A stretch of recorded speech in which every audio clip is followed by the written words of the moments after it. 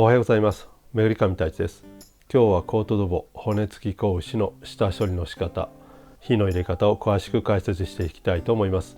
以前にもこの下処理の仕方の動画を上げました。そちらも参考にしてください。今回は最後火の入れ方、吸湿音まで詳しく丁寧に解説していきたいと思います。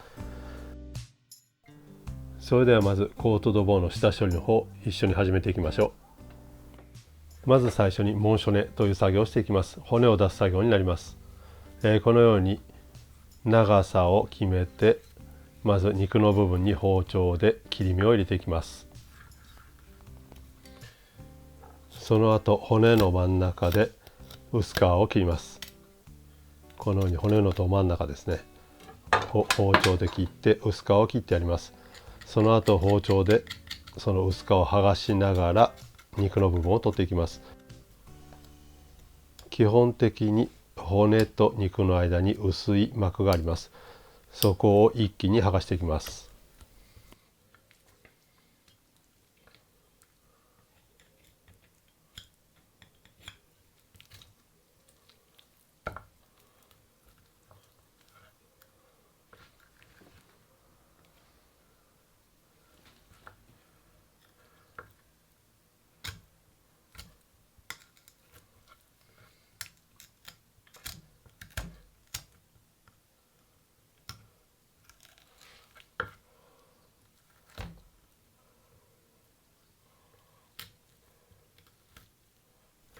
この切り外した肉はまた銃を取るときに使いますので置いておいてください。それではもう一度2本目掃除していきます。長さを決めて包丁で一周きっちり骨の周りを切ってやります。骨の真ん中で薄皮を切ります。そしてあとは包丁でこのようにこすぎ取りながら薄皮と骨を外していきます。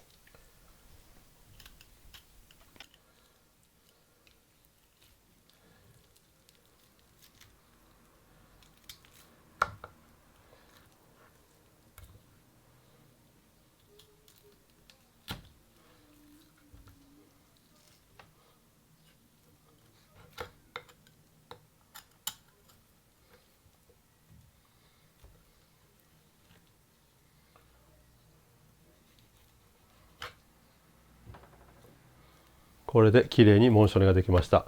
最後骨のこの部分ですね、余分についている関節の部分を取り外します。別についていても構いませんけども、取ってる方が焼いた後切り分ける時に邪魔にならなくて、いいのでここはきれいに外しておきます。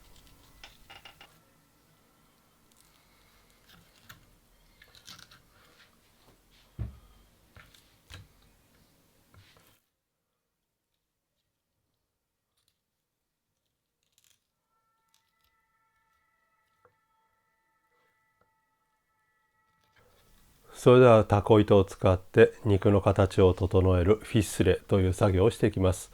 まずタコ糸を骨に引っ掛けて肉の周りをタコ糸が2周3周するような形で肉の形を整えていきます。このフィッスレという作業と同じような作業でブリデという作業があります。基本的にブリデというと針にタコ糸をくくりつけて肉自体を縫い付けながら形を整える作業のことを言います。このブリデにしろフィッスレにしろこの作業の効果は肉の形を均一にすることによって火を入れた時に均一に火が入りやすいということ、あと火を入れた時に肉の縮みが少なくなりますのでよりしっとり柔らかく仕上がります。先ほどモンショネした時に出た肉のカスはこのようにキューブに切ります。このキューブに切った肉ですけどもコートドボを焼くときに一緒に入れて一緒に焼きます。そうするとより美味しい銃が取れます。これでコートドボの下処理が終わりました。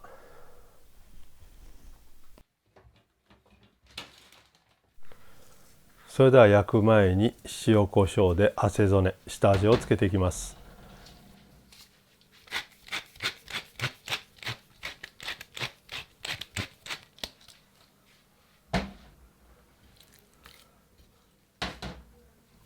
両面しっかりと塩コショウで汗染め下味をつけます。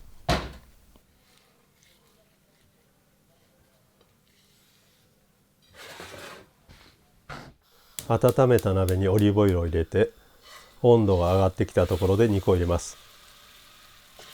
このように肉の下に油がいくようにして肉を置きます。この時キューブに切った肉の端の部分も一緒に入れて焼き出します。肉を置いてすぐの時はあまり動かさない方がいいです。ここで動かしすぎると温度が下がって水が出てきて蒸し焼きみたいになってしまいます。ある程度色がついたところでひっくり返します。まだ色がついてないのでもう少しだけ火を入れます。この時にこのようにまた肉の下に油を入れてやると非常に色がつきやすいです。火加減ですけどもだいたい中火です。このように色がついたところでひっくり返します。ここでキューブに切ってた肉も一緒によく炒めていきます。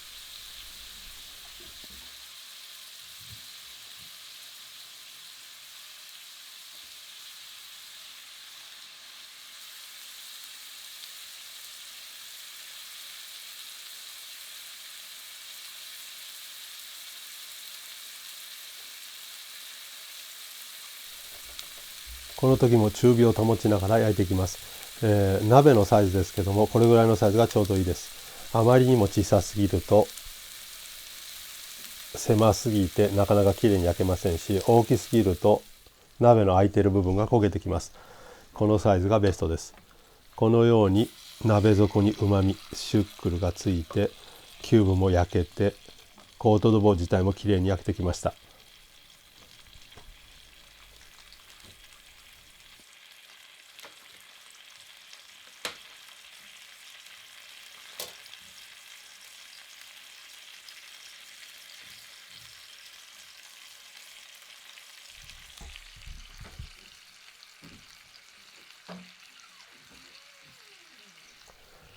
ここまでだいたい15分ぐらいゆっくり時間をかけながら両面焼いてきました。ここで一旦網の上に上げて休ませます。ロポゼという作業になります。これで15分ほど火を入れてた時間分だけゆっくりと休ませます。ロポゼ15分経ったのでまた同じ鍋に戻して仕上げていきます。フレッシュバターを入れて今から仕上げていきます。このバターですけども、有塩ではない無塩のバターを使っています。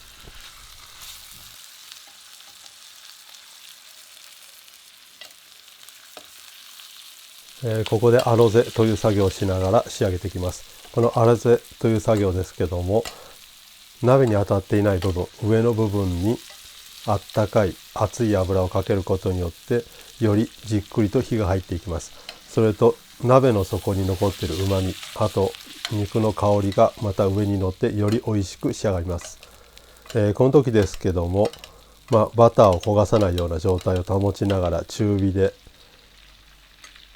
重点的に骨の近くですね、一番中心になっている部分によくかけながらゆっくりとアロゼしていきます。火が入ったかどうかはこのように中心のところに金串を刺して温度を確かめてみてください。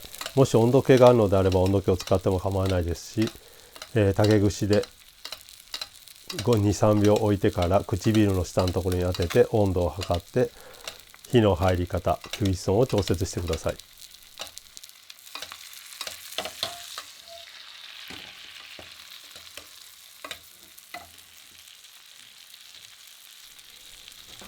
ここで肉を一旦休ませます。休ませてる間に10度棒を仕上げていきたいと思います。ここで一旦油は取っておきます。鍋に残っている油を取り除いて後で使うので置いておいてください。この中に今日はマデラと白ワインを少しだけ入れてまずうまみをきっちりと剥がしながらアルコール分を飛ばしていきます。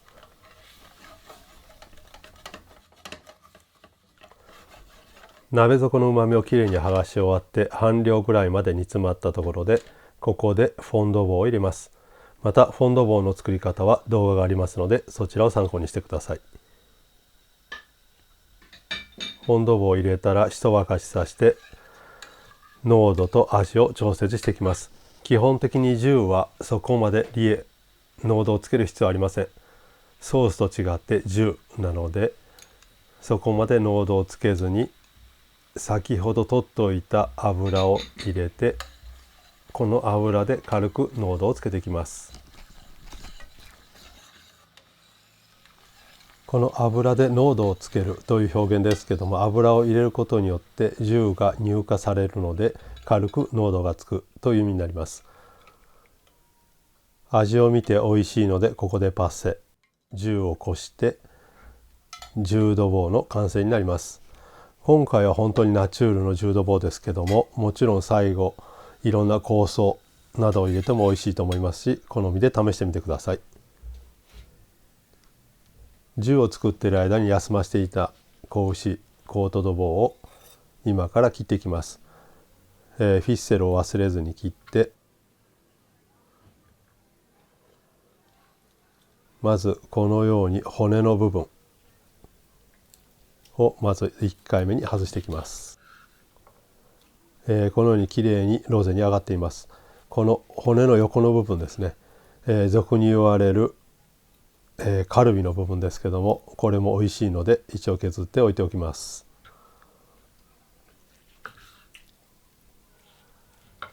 あとはこのように好みの厚さでスライスしてください。あまり分厚すぎても美味しくないと思いますので、1センチ以内の厚さ、だいたい5ミリから7ミリぐらいの厚さにスライスしていきます。油もきっちり焼けていますので非常に美味しく仕上がっています。綺麗なロゼに仕上がっています。基本的に子牛のように白い肉、に関してはセニャンで食べることはありません。一番いいキュイソンはロゼです。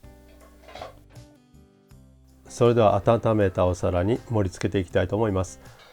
今回用意したガルニチュールはアーティショーポアブラードを使ってアーティショーアラバリーグルを作りました。またこの動画他にありますので、そちらを参考にしてください。動画の中でアーティチョークのトルネの仕方などもきっちりと説明しています。私個人的にはこのアーティチョークとても好きな野菜の一つです。もちろんすごく手間のかかる野菜ですけども、初夏から出てきて非常に夏を感じさせる野菜の一つです。なかなか日本では手に入らないかもしれませんけども、ぜひ試してみてください。あと最後10をかけて肉の上にフルドゥセルをかけて完成です。もちろん10、このように肉にキュイソンがある場合は全部にナッペソースをかけずに一部にかけて肉のキュイソン、火の入り方が見えるようにしてください。今回作った10ですけども、シンプルにマデラとバンブランでデグラセしました。この代わりにポルト、シェリーなどを使ってもいいですし、バンブランだけでも非常に美味しいです。あと最後仕上げにレモンのコンフィ、あとタップなど、あと酵素類などを入れても非常に美味しいです。最後仕上げに美味しいオリーブオイルをかけても非常に美味しいですし、ちょっと違った感じでアンチョビなんかを最後入れても非常に美味しいと思います。